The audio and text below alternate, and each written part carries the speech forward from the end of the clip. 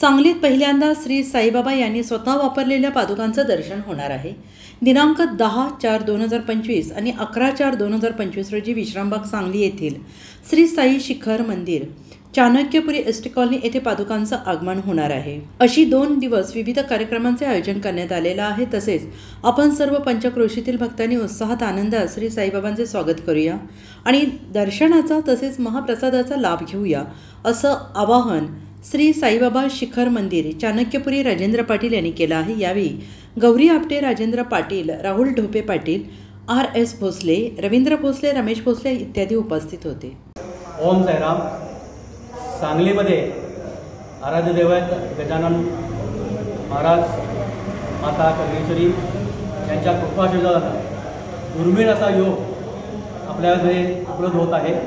शिर्डी संस्थान येथील बाबांच्या मूळ पादुका आपल्याला सांगलीमध्ये दर्शनासाठी उपलब्ध होत आहे।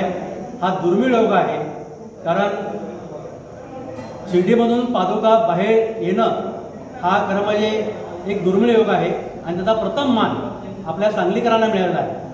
तर यामध्ये सर्व सांगली जिल्हा पंचक्रोशीमधील सर्व भक्तांनी त्यामध्ये सहभागी व्हावं, दर्शनाचा लाभ घ्यावा।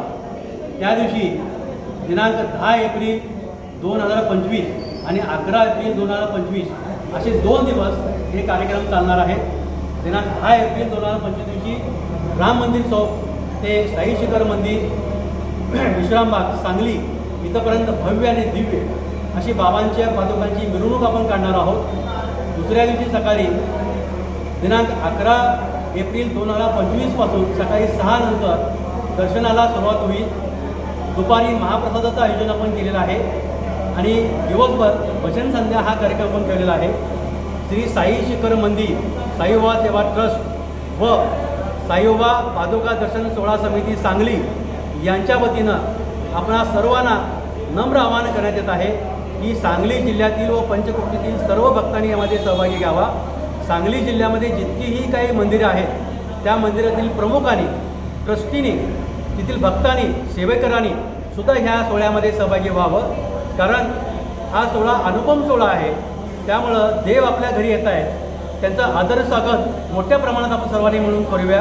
त्यामध्ये सर्वांनी सहभागी व्हावा अशी नम्र आव्हान आम्ही सर्वांनी म्हणून आपल्याला करत आहोत। ओम साईराम, ओम साईराम, ओम साईराम।